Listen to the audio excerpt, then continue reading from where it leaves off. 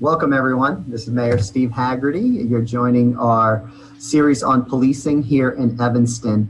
Today's topic is going to be on our community outreach group and alternatives to arrest, an initiative that we've been working on for a few years here in Evanston. I want to mention at the top of the hour that community outreach here in our youth and young adult division is actually part of our health department, health and human services department here in Evanston. It is not a function of the police department, but it's something that's really important in our city to be working with young people who may have been in trouble with the law and to help them, make sure they're on the right track. And it's something that started under Mayor Tisdall after we had quite a bit of violence. And it's been an incredibly successful program in significantly reducing the number of youth and young adult in this community that are arrested. And when we get to that part of the show, I'm sure the folks that I have on today will go through some of the statistics, but it's a real noticeable change here in the community. It's a big part of our services to young people here in Evanston. So with me today, I'm pleased to have Chief Cook with us. Chief, do you have Deputy Chief Jody Wright with you? I can't see you all very well today. You're all masked up so well there. Yeah, he's Why don't you introduce the other two folks that you got with you, Chief? Yeah, I got Sergeant Eric Warnick. He's the sergeant in OPS, and then we have Sergeant Charlotte Hart also from the Juvenile Bureau.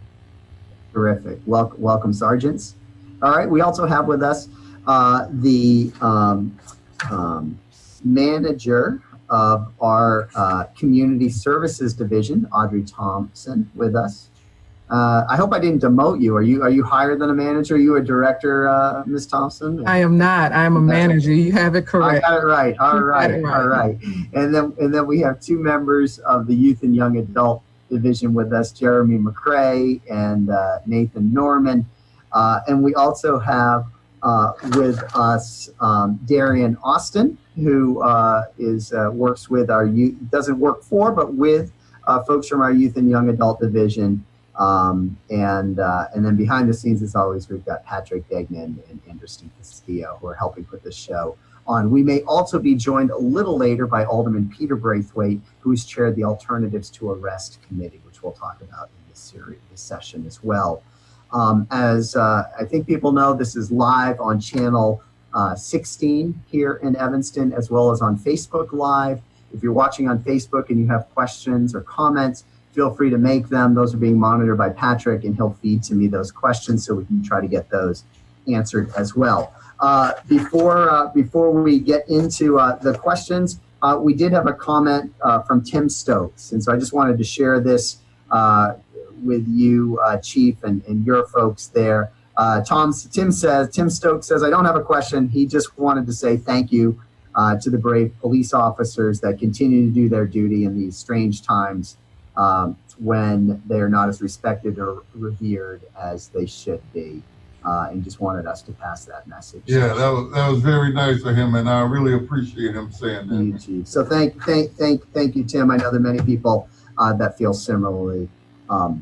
So let's go ahead and get this rolling then today. First up, let's talk about the Community Services Division. What kind of services, Audrey, do they provide to community members? Right. So I think you have to ask, what don't we provide? So whenever we have a client, we do a comprehensive assessment to just figure out in what ways that we can serve the client best, whether that's housing, whether that's employment. I love it. Nathan always says that we are the people that young people want to see before they see a police officer. So, I love that saying because there are just so many issues that our young people have. And so we really should be called family services because we really just can't work with the young person.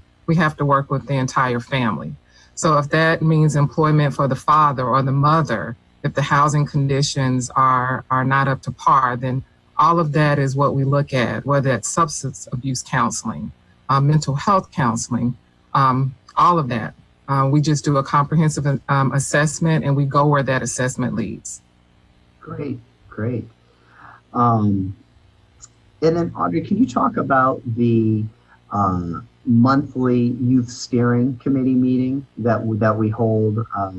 It's a mayor's meeting that I hold, and just let the public know what we cover in those meetings. I think that would be good for folks to understand.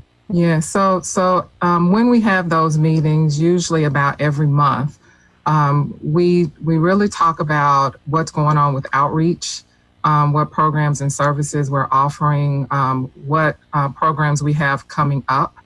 So, for example, when we were having to pivot with our Mayor's Summer Youth Employment Program and trying to figure out how we were going to do that virtually, we discussed that in our meeting. In addition to that, so usually Nathan takes the reins with the workforce development part of that meeting. And then Jeremy, of course, takes the part of outreach. But I will say that all of us are outreach workers. And so, we discuss that. We discuss any aldermanic concerns for youth for the summer, the school year. And then we just kind of attack from there as to what we need to do next in order to resolve any issues that we have with just making sure that our young people are covered in the city of Evanston. Great. So how does one become a member, or a client of the Youth and Young Adult Division? And this was a question that just came in from Karen, who's watching. Jeremy, do you want to take that question? Yes, sir. So we get referrals from community partners, as well as our outreach workers are out in the community, engaging potential clients, seeing they may need some help at. We have a lot of community partners that refer individuals to us, and it's kind of based on what is needed. But we're out in the community engaging youth and young adults as well as families, and getting out there to see what resource we can help provide. But we're all over the place. We have space, office space inside ETHS, inside the hub where we connect with the young people. Then we also downtown Evanston connecting with some of the older adults. We're just everywhere in the city. We're out and about, and we're trying to engage to figure out who needs some help and what resources we can help provide. So they can come to you from a lot of different sources. I mean, correct. I could refer somebody to you, organizations here in town, or just correct. An individual on their own could come to you guys. Correct. Or we just going out to meet them. We might see a youth, or we might see a kid, or we might see an adult, and we might approach them and say, hey, are you looking for employment? What are you looking to do? Are you looking to get back in school? Are you looking for housing? So we do approach individuals also. So talk to us a little, Jeremy, about then the community outreach component of the Youth and Young Adult Division. I'll have Nathan talk about the employment aspects of that program. Yeah. And give us a little history for the viewers, in terms of, when this gets started, maybe a little about your background, Jeremy, and how you were hired and what you and your team do on a daily basis. Well, yeah, I've been with the Outreach Division for several years. In 2014, I got brought on to be a part-time outreach worker, and obviously work my way up. But some of the basic things that we do in just being an outreach worker, outreach worker doesn't have like a typical day. It's kind of sometimes we engage individuals, we meet them at their surface. That means going to their house, going to a park, going to a cafe, going to anything that we can meet the individuals downtown Evanston. So we kind of engage them in that way. We sit down, we do an extensive, like Audrey stated before, we do extensive case manage it. We figure out what they need, where they're living at, are they homeless, figure out some of the things, some of the barriers. Maybe these individuals may have barriers, so we try to figure out the barriers. And one thing that we've just started doing recently within the last 2 years is we've been able to set goals with clients. So we kind of map out what this client wants to get accomplished, and then we set forward how we're going to accomplish that. And as we go, we try to knock off each goal that we accomplish. Sometimes it just may be one goal. Sometimes it may be two goals. Sometimes the client just say, well, hey, I just need help with gaining employment, or I need help with housing opportunity. So we go based off what the client needs, because I think that's important. Building a relationship with the client, getting the trust there, figuring out exactly what we need, and just going after it that way. But as I stated before, the outreach division has opportunities to serve the community. We try to engage youth and young adults who are looking for opportunities and seeking change to change their life. We are in connections with a lot of community partners where we partner with them to kind of bring resources to these individuals, such as the Moran Center. We collab with them on the certificate of rehabilitation program to offer criminal record relief, such as sealing and expungement, which is a great process that we try to help individuals that has a barrier maybe with from stopping them from getting a job or stopping them from getting apartment issues. So we try to help them in that sense, so that the barrier is not the reason why a citizen cannot be productive in Evanston. So we try to clear that up, and then we're just here to help youth and young adults tap into the untapped potential that they have. So whether it's going to get an ID, updating resumes, getting a transitional job, just support. I think support is huge in outreach, what we do, following up case management, letting them know that we're here for them, and we're always going to be here for them regardless of what it is. And, just putting them to the correct resources and actually helping them get to it, not just say, here it is, but help guide them through it to making sure that, they can be successful. How many clients do you serve generally on an ongoing basis? So it varies from year to year, but when we're talking about months, each outreach worker has to have a minimum of 15 opportunity youth, or I should say at-risk clients. That's a minimum. But to be realistically, each outreach worker has a different variety of a caseload. Some outreach workers have 100 clients. Some outreach workers have 50 clients. It's just based off, how well you engage with the community. But again, each outreach worker is required to have 15 minimum caseloads. But through the month, we work with hundreds of clients throughout the month. Daily, we probably interact with at least 3 to 5 clients per day, reaching out and just, providing some support, seeing exactly what they need or seeing what the next step is to achieve the goal that we set forward. Can you give us an example of, and you don't have to use the client's name or anything, but a client that you work with that you were just really proud of, what that client through your support went on to do and sort of change their life? Well, we have a good person online right now, Darian Austin. Darian Austin is a great example. We took Darian Austin under our wing a few years ago. I know Darian wouldn't mind me sharing this, but he was incarcerated and he got out of incarceration, and we helped Darian navigate to get some employment. He was looking to get his CDLs. He was looking to get some housing things done and employment. So we've helped navigate him to some of those things, and he's actually put in all the work. But, we've just been, the extra nudge for him to help him out. But he's a great success story right now, and he has some great things coming up that he's going to endure with the city of Evanston. So, well, that's a great segue then to Darian. Let's go and do that. I'm not going to pass that opportunity up. I mean, Darian, we've heard from Jeremy, right, talk sort of big picture about, the youth and young adult division, the community outreach component, what they do. But as someone that has worked with that group as a resident here in Evanston, can you sort of talk to us about your personal experience and how you got involved with them and how it's helped? Okay, so well, I've personally known Jeremy since elementary, middle school. So he mentioned that I was incarcerated. Once I got out, 2016, I was actually forwarded to someone, and they introduced me to Nathan Norman. And that's when I didn't know Jeremy was working for the city at the time. And, that's when I met him and met up with him and Stacy. Since then, I've been at McGaw YMCA. I've did, some volunteer work with a football team from the Chargers, and they would help me get back and forth from work to practice and things, in that nature. But I've also worked with nonprofit organizations such as CARE Chicago, and I know that they do work with them also, from Jeremy and Mr. Norman to Stacy. And he also mentioned, I have a great opportunity of hopefully working for the city of Evanston, coming up soon in Parks and Recreation.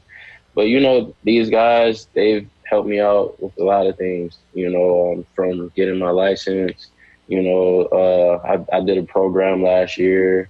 It wasn't necessarily through them, but, I was actually motivated and just encouraged going and getting my welding certificate, through Richard J. Daley program. So, yeah, these guys have been definitely been helping me out with a lot of things. But like you said, it's just you have to be consistent and put in that work, and continue to, strive for greatness and want to be successful in life. And they've definitely been a great help. That's great. That's great to hear. Yeah. I know Alderman Braithwaite has just joined us as well. Yes. So welcome, Alderman. It's good to have you here. Thank you. Thank you so much. We're going to get to alternatives to arrest and turn to you to talk to folks about that effort and the work that's being done there. But we have Darian Austin with us, so we're going to stick with Darian. And Darian's a client of the community outreach group here. Sure. And he has had, some interactions with the Evanston Police Department in the past. I know somebody sent a comment and said, "Oh, I thought this was all going to be about, use of force with the police." Ultimately, that's a component of today. We decided to add in alternatives to arrest and community outreach as well. But we do want to talk about that. And so, Darian, in terms of your interaction with the Evanston Police Department, do you think your situation could have been resolved differently? Most definitely. I know I was raised, to be respectful and, to do unto others as you want them to do unto you. But, especially during times like this, I try to avoid the police as much as possible, and meaning, I am a law-abiding citizen. I do follow the rules, the laws, but, if I'm driving and I happen to see the police, I'm going down the opposite way, just in case. And it's just, my situation, just coming from a youth, an adolescent, I was just walking down the street, right off Emerson with my friend, and we were just stopped by the police. And of course we were nervous. We don't know what's going on. He's asking us questions. He believed that we were selling drugs, and I actually had my hand in my pocket, and he told me don't move my hand or he'll break it.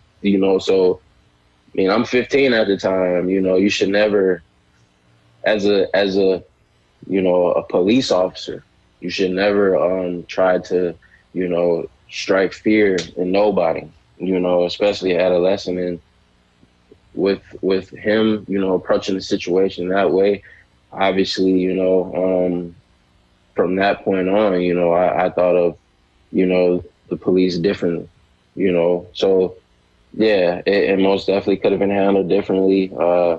I listened to him, and obviously he let us go because we weren't selling drugs, we weren't doing anything illegal, we were just being kids walking around Evanston, so yeah. Was in that incident, or was there another one where use of force was used on you, Darian? No, it was not use of force at all. I believe it could have been led just based off, the tone, the threat that was in his tone. But, words hurt. Words hurt. It's not sometimes, words can be, led to use of force, and tone can be, led to that. So whether it was force or not, it's all about tone and what you're saying to a person, so, so they have, police have to be, they have to uphold themselves and be respectful to no matter who it is, so whether it was force or just a threat, It's the same to me, Right. you know. Right. And words can escalate a situation on either end, right? With the police and the words that they use, or Most definitely. I said, right? So it can escalate. Yes. So Chief Cook, let's talk about this for a second. Because there's physical force, right, that could be used against someone, but there is also sort of the threats that can come from either direction, right? That an officer could make towards somebody, or somebody could make towards an officer. And can you just talk a little about that, and from the police department's perspective, how you train and manage your officers in the words that they're using in situations, so that again it doesn't escalate. Yeah. Police officers are products of society, so their language can be one way in one situation and another way in a different situation. But certainly in the case of what Darian was talking about, with a youth, you may want to consider that the kid is a youth, but what they watch is the actions of the person, no matter how old he is. If you're going in your pockets while a police officer is there, the first thing they're going to assume is you may have a weapon. So their tone may change in order to be a little bit more forceful in tone in trying to get compliance with whatever the situation is. But you do, it's like a balance that you have to strike with how you communicate with people on the street. You should not start out in a forceful tone unless that person escalates it to a situation where officer may have to use words. And, some of the words may not even be nice, but utilize words that will hopefully strike that balance of trying to get compliance. Yeah, I agree. There's the balance there, as there is in almost everything that we all do. Sometimes you get it, and sometimes you don't. Darian, is there anything that you think you or the officers could have done to, de-escalate that situation so it didn't get to a point where you were feeling verbally, threatened? Well, on my part, obviously I can only control what comes out of my mouth and my actions. And there's, I was respectful, in my approach and the things that I verbally said. And, I totally get what Chief Cook is talking about as far as, body language, but I have, officers in my family in different states. And like I said, sometimes it's just like when an officer is around, sometimes a lot of people can't control, their body, their body tone or, body movement because of things that have been going on for years, so I know on my part, I was man, smooth. I was calm, but sometimes, you can't control what the police say or do. And, it has to, like you guys said, it has to be a balance. And, it's just, we want to get to a point to where we are comfortable interacting with the police.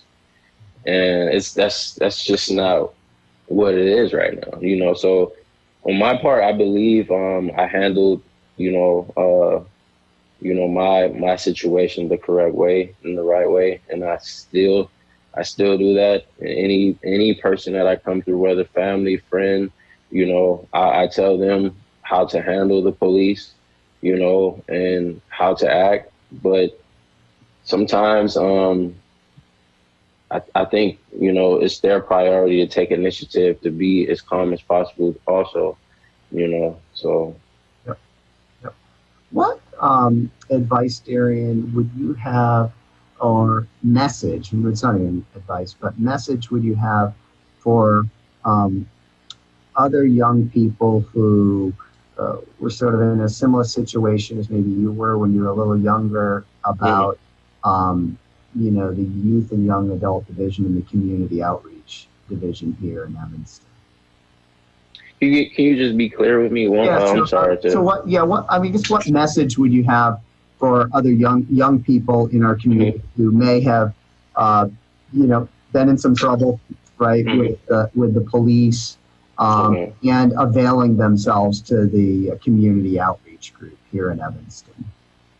Well, just be open, be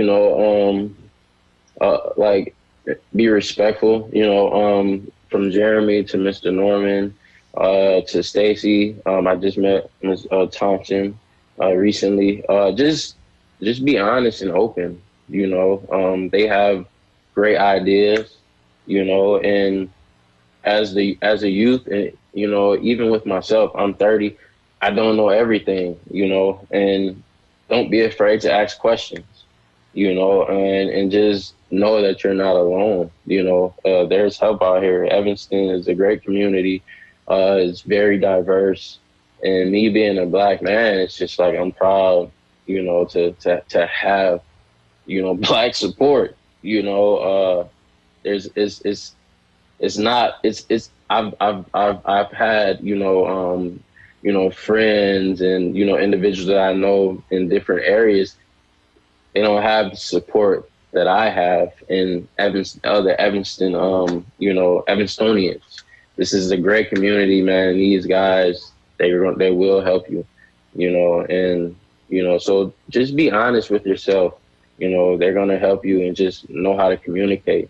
Don't be prideful, and so, That's if great. you help yourself, they're definitely going to help you, for sure. Great message. Thank you, Darian. Well, problem. let's turn to Nathan Norman, who does a lot to help young people here when it comes to employment here in Evanston. So, Nathan, can you give us a little background about yourself and the work that you do with the Youth and Young Adult Division?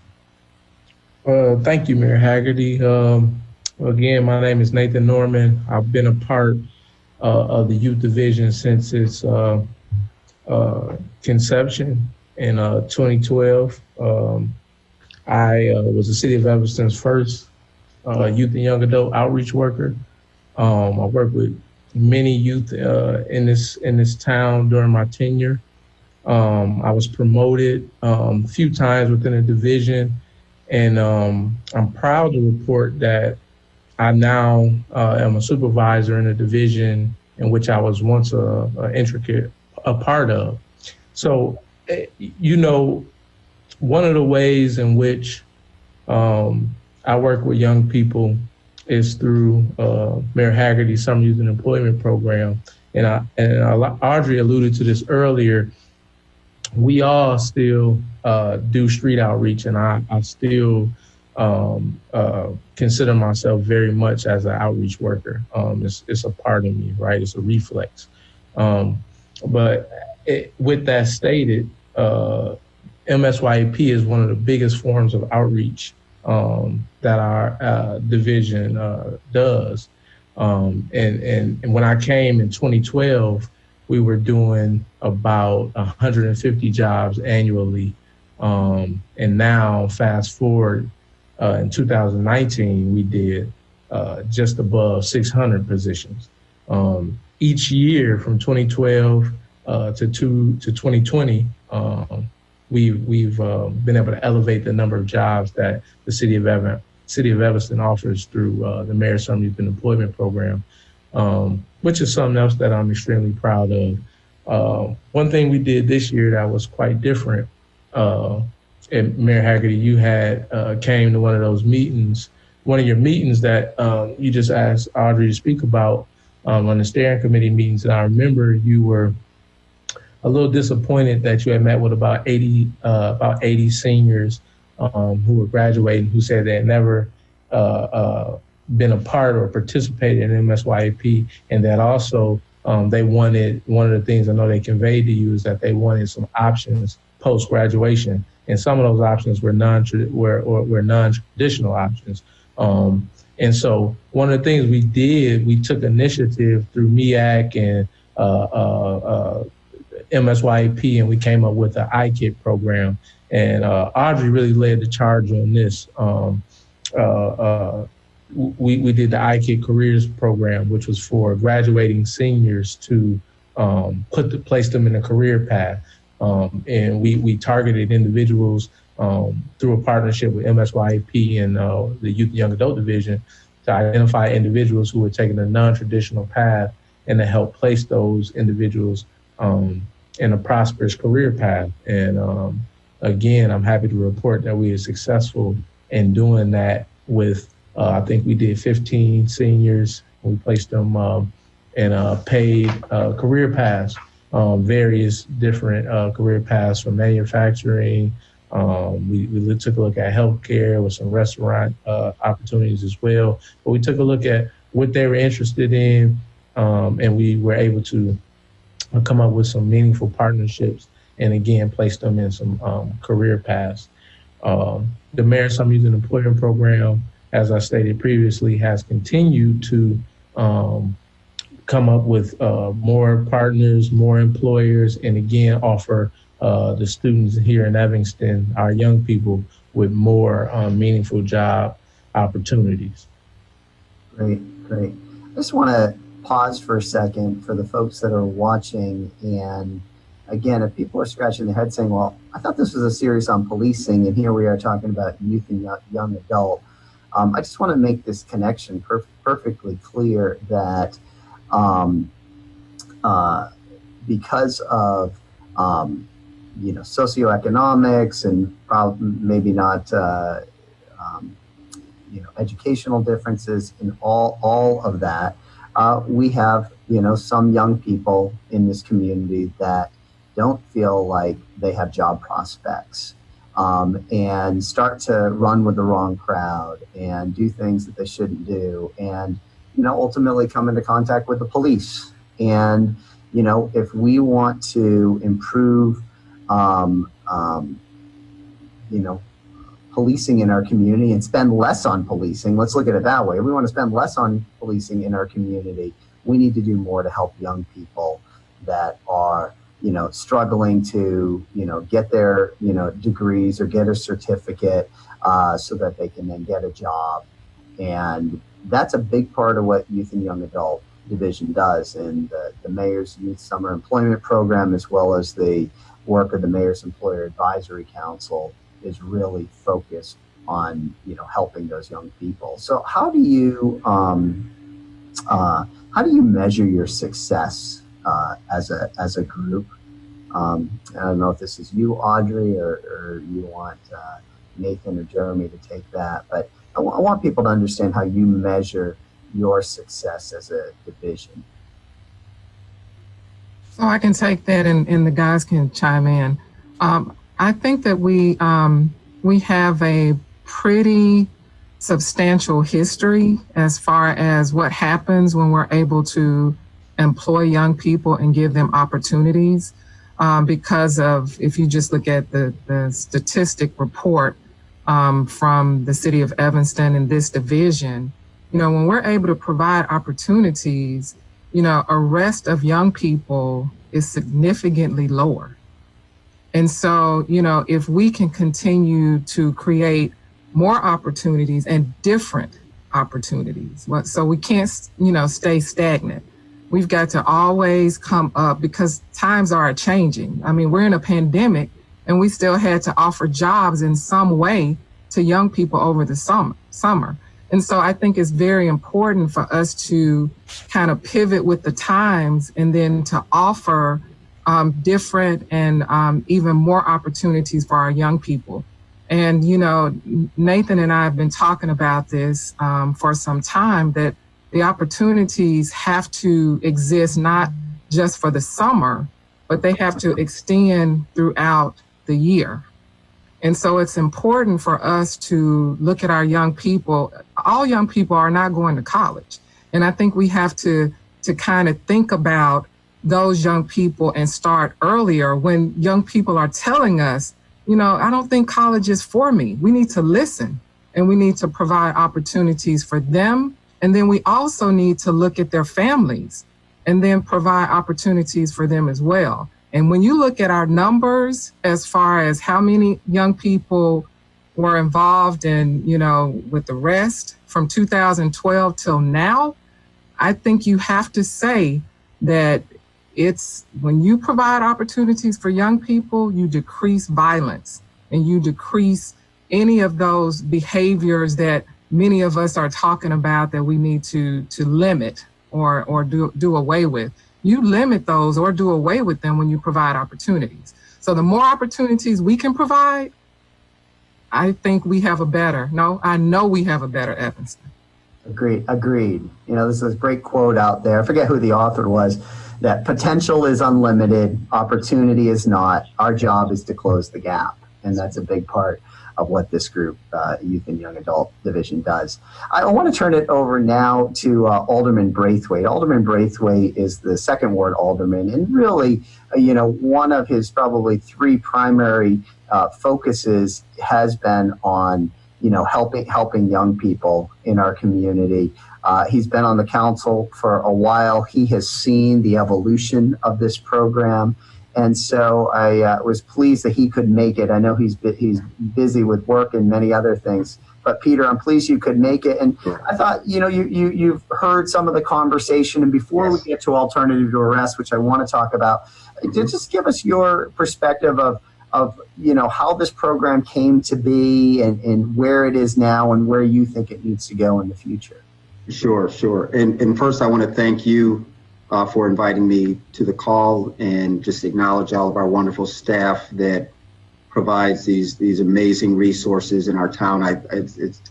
It's so important that we talk about policing, and if we're compared to what is going on the national scene, that we just slow down a little bit and talk about all the ancillary services that we provide. And everybody on the call does an amazing job in doing so. So to turn to alternatives to arrest, I think, Mayor, you recall, this was during the mayoral election, the beginning of our term, and there was a study that came out. I'll just call it the North Carolina study. We can look it up later, but it's where, the city of Evanston made the national news in terms of the number of stops. And when you look at our population and the number of Black residents, it was pretty high, and the numbers were alarming. And I think this was one of the first issues that you tackled when you started. We had the report presented at Human Services that gave us a breakdown of what stops, the frequency, and by race. And the question that I asked, it was real simple, is how many of these stops were turning into arrests? And it was in a conversation with you in your office, and shortly after that, you appointed our committee to look at that data and come up with alternatives that would prevent barriers to employment. And so I think Ms. Audrey Thompson kind of addressed it by, when our youth and young adults have better opportunities, we have a much better Evanston. And so from that initial meeting, and I just want to name some of our community partners that were at the table that the mayor appointed. We had from our team, our law department, our parks and recs that engaged the youth and young adult. We had the Moran Center represented at the table. We also had representatives from Northwestern Law School, Carolyn Fraser, and a few others, Pastor Neighbors from the NAACP, Becky Byler. Of course, we have representatives from the Evanston Police Department, and we worked very closely with our administrative adjudication. I mean, it was a year and a half just combing through data, looking at case law. I think some of us on the phone will also recall we had a situation with Ian Beatty, a young individual that was stopped, really looking into great details how we collect data from our youth that are stopped. So it was a pretty comprehensive conversation that we had. And I want to acknowledge Patrick Heenan Devlin in the Moran Center, who's not a part of this call, that really worked very closely with our law department in figuring out where we can make adjustments with our ordinances and then make sure that we are compliant and harmonizing with our state statutes. So where we are now with all that hard work is we have a clear process. Kimberly Richardson and Sue Brennan, the administrative adjudication, work really close together we've taken the kids and young adults who would normally meet in a very cold council chamber where there was no privacy. The timing of when they met was sometimes difficult with the school schedule and the parents' schedule. And we now, and this is all pre-COVID-19, we moved it to the Automatic Library where the kids are really treated with care. And we make sure that we bring the right services to the table just to support them in their cause. And I want to be clear, just for those that will look at this earlier. So we're talking about the students and the young adults who make what I would call like a silly mistake, a poor judgment, or just not thinking.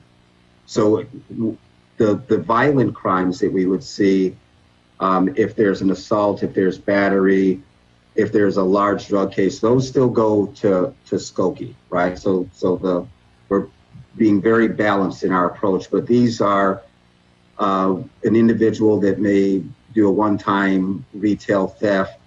We're talking about curfew violations, all of the things that are in line with our decision as a council to decriminalize marijuana.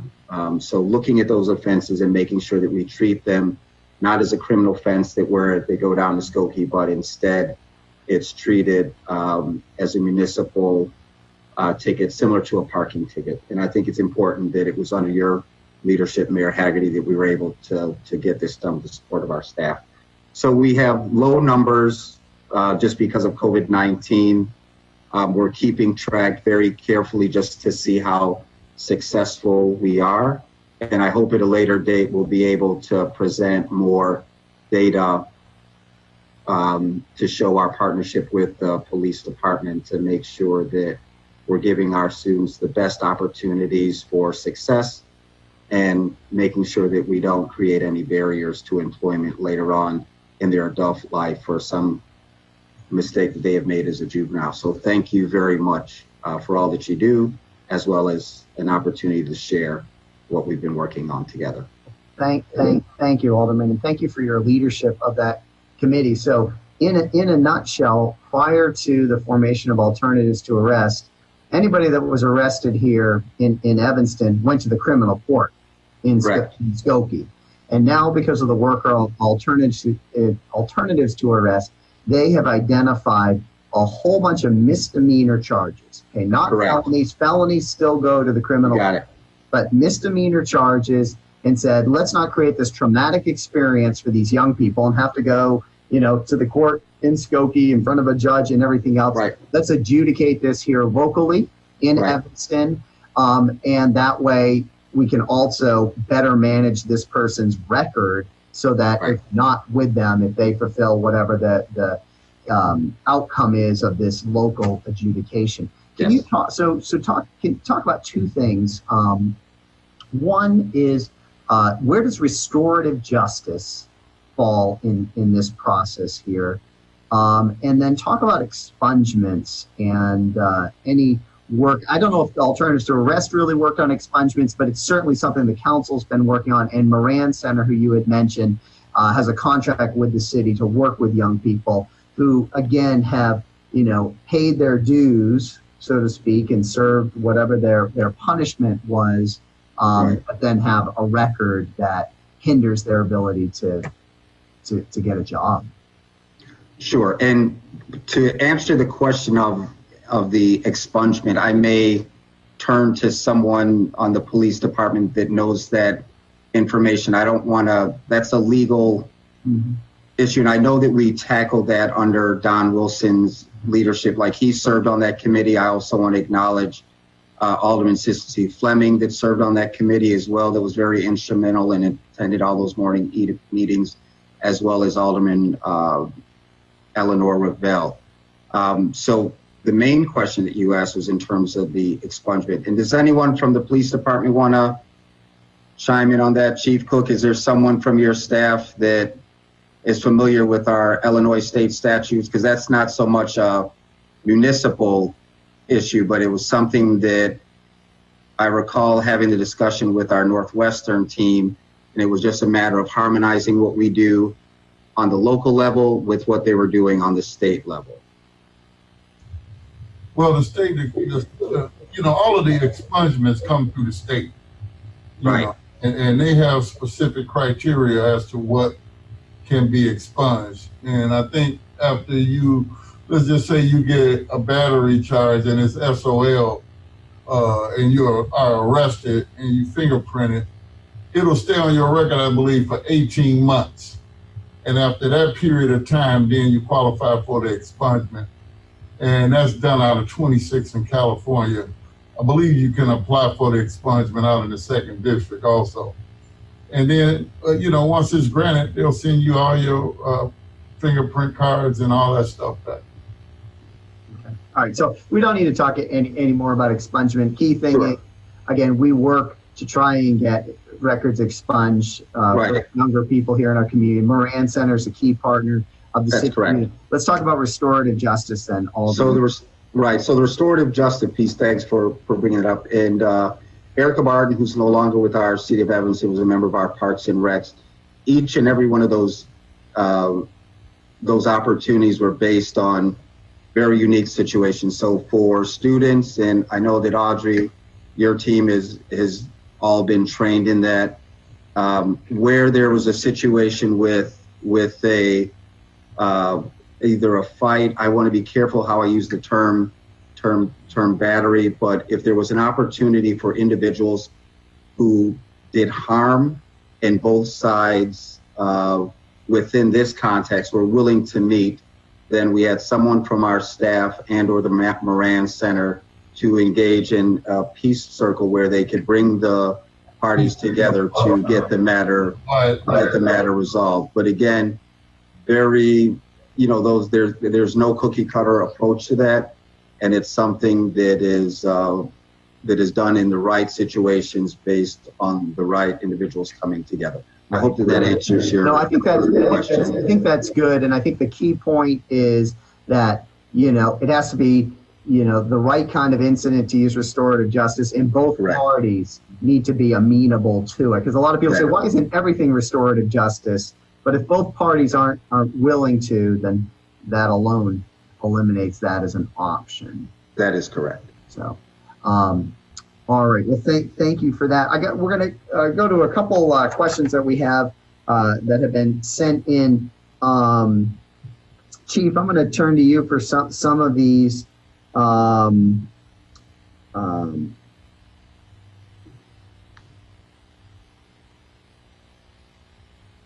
This is from Eunice, who sent us and said, is there a plan to convert to a more community-oriented policing model? I asked the EPD to talk to my 5-year-old son about not hitting his grandma and was told that the police don't do that. So could you just maybe give folks real quick, because we got a few questions and I know we're coming up on our 1 o'clock hour. That's something the parents should do. I mean, if the child is hitting his grandmother and the mother don't like that, the mom should look at, solving that problem without bringing the police in it. I really believe that. That's my answer to that. Thank you, Chief. I'm not familiar with this report, but Sean wrote in and asked, is EPD familiar with the 1968 Kerner report? And if so, how do these findings impact today's discussion?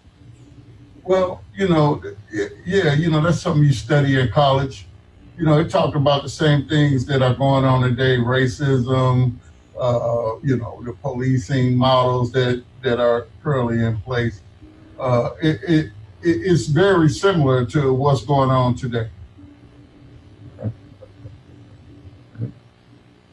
What has, Margaret asked, And I know, Chief, you weren't here at the time, but it was certainly a big incident here in Evanston. And she had asked, what has changed since Lawrence Crosby's arrest? And if you remember, Lawrence Crosby was a black PhD student at Northwestern. A woman called in, so she saw this black man trying to get into a car. She thought it was somebody was trying to steal it. The police pulled him over. He jumped out of the car. Use of force was used to tackle him to the ground. And I know it was Chief Eddington that was in charge then, and I'm aware of some of the changes, but if you were aware, wanted to speak to that, Margaret just wanted to understand better how we made some changes in the police department because of that incident. Well, they implemented de-escalation training after that, and then a lot of the officers that were involved in that, we tried to re-educate them through classes at Northwestern. We sent the supervisor that was involved in that to staff a command so he can learn how to manage people better. But, you know, a lot of it is just looking at a situation and not overreacting and asking a person before you take action. It was enough police officers on that scene where they did not have to get into that type of situation. But nevertheless, they did. But my thing is, once you do have a situation like that and what your actions were as a police officer were wrong, then you admit you were wrong and try to make the person whole. And I think that's a lot easier than waiting until it gets up into to adjudication in a court. I think a lot of people would agree with you, Chief. I mean, when it comes to be found that it's his car and everything else, and yet we press charges, we brought, you know, even more problems on ourselves, I think. The other big change, just so folks that are aware, is in the investigation of that Crosby incident, it was found that the police did follow the protocol, but my recollection is that the police changed the protocol since then on how to handle a situation like that. So the actual procedures now call for more de-escalation in that kind of situation before taking them down. Do you want to add something there, Chief? Yeah, just, you know, also some of these issues, you know, they are addressed in our general orders now, you know. Primarily if I'm on the scene of a crime and as an officer, I think something is being done that is not within policy or state or federal law, it's my duty to stop it. I'm even if it's the supervisor. I may have knowledge that the supervisor don't have, and I should be putting that out to try to de-escalate it without action being taken. Chief, we got a question from Mary who asked, what guidelines are in place? What guidelines are in place to determine who to stop and when to avoid situations like Darian mentioned about his encounter with the police? So just talk to people about, that there has to be probable cause and everything else here in Evanston when you stop anyone, right? Well, it's a little bit less than probable cause. It's a reasonable suspension, and I'll let the sergeant take it from there. Mayor, good afternoon, Sergeant Warnick. So we need reasonable suspicion to do something like a Terry stop, which is what Damien had described, and that is we need to believe that a crime has occurred or is occurring or about to occur in order for us to stop somebody legally. And we can go up to anybody and say hi and talk to them consensually. If they disengage from us, that's their right to do so. However, if we have a description of a crime that occurred, something to that effect, we have to be able to articulate that. We can't just go around stopping people and saying, do you have drugs on you? And doing that, that's not good practice. So the long and short of it is we need at least reasonable suspicion if we're gonna stop and pat somebody down and check them for weapons. And when that happens, you would hope that when the cop disengages from the police officer that it's a sense of respect on both ends. that the citizen that was stopped has a respect for the police officer in that they feel he did a good job, and vice versa. The police officer should be showing that respect to the citizen that he stops. Unnecessarily talking out of term or cussing at a person that don't deserve it. That's not right, and I don't approve of that. But if it's an escalation of crime, that does happen. We send officers to verbal judo classes that teaches them how to de-escalate things with their speech. But sometimes that doesn't happen. And if we wrong a person, then I think, the police officer, should say, well, I didn't mean for it to go this way, and apologize to the person right there on the spot. I agree. One more thing to that, Mayor, real quick. I mean, during the stop, officers should tell somebody what they're being stopped for. So there should be no surprise as to why they're being stopped. There should be communication. So if that's not happening, it really should be. Traffic stops, street stops, whatever the case. Yep. Okay. Couple questions for Nathan and Jeremy. But before we do that, Alderman Braithwaite, you got the floor. Pardon me a second. Sorry. So we're in the process of just talking about these critical situations. Can we, in 30 seconds, either yourself, Mayor, or someone, please probably just share with residents that we do have a very efficient complaint process, I think, over the past years. Not to say that people do not run into situations on a regular basis, but in terms of the complaint process that we track very well. So if there are things that are going on, there's a very simple complaint process to go through that eventually does come before all city council members to review.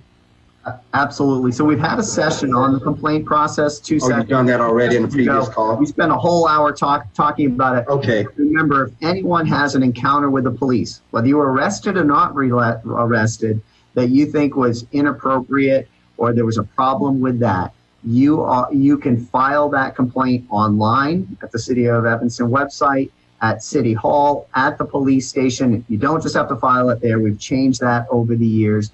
And there's an internal review process, and then there's an external review process with the Citizen Police Review Commission that we just established and the council just passed recently. So that's, you bet. Quick question for our community outreach group. Do you have the resources? I'm trying to figure out who he said this. This was Chelsea asked.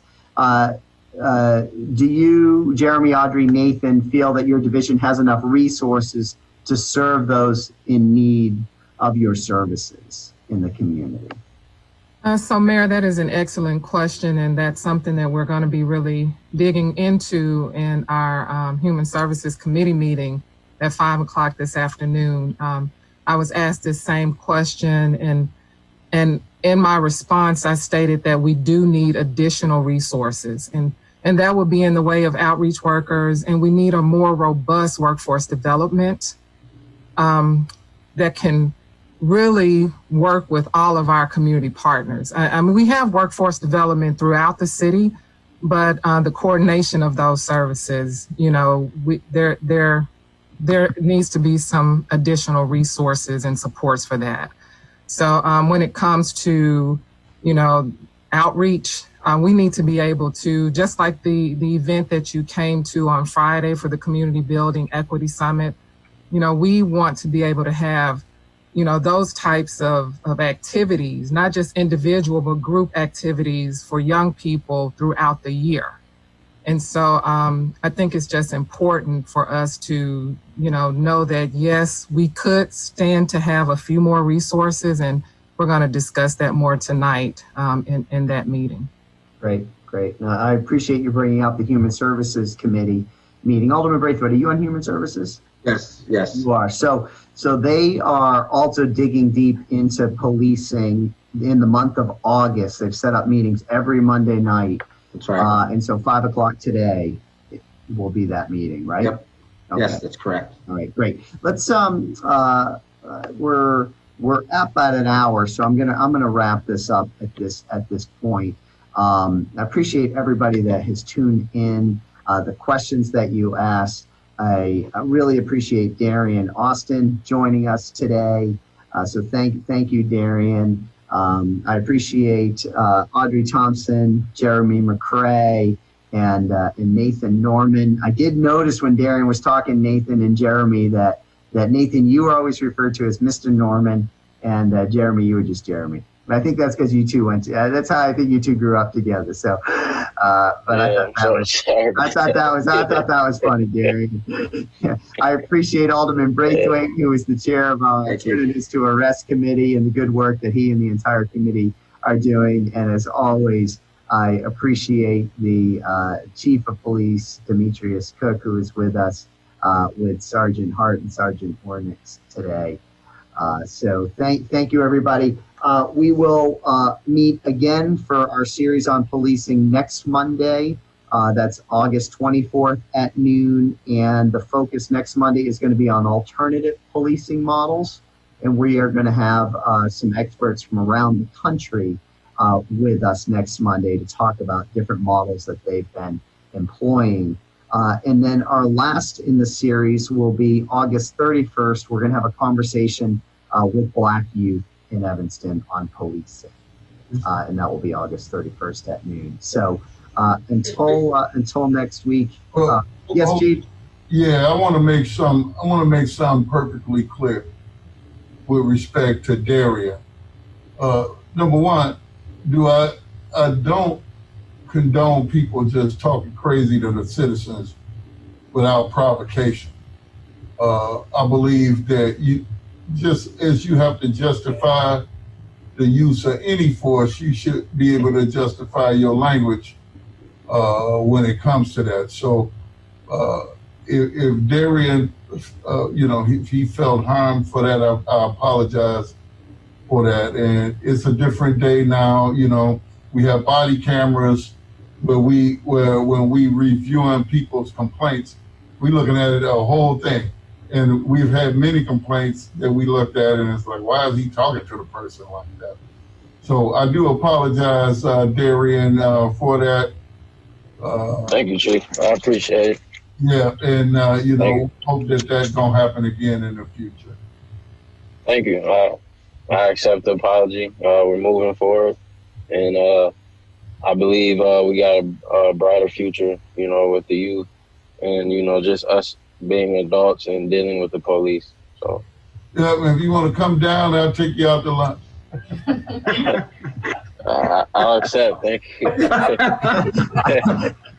I thought you said you tried to avoid Only in Evanston. Only in Evanston would you see something like that. Thank you all. Great way to end the call. We're gonna end on that note. I'm not gonna mess this up. We will see you all next Monday. Thank you for joining us. Thanks, everybody. Thank you. Guys, later. All right. Bye-bye.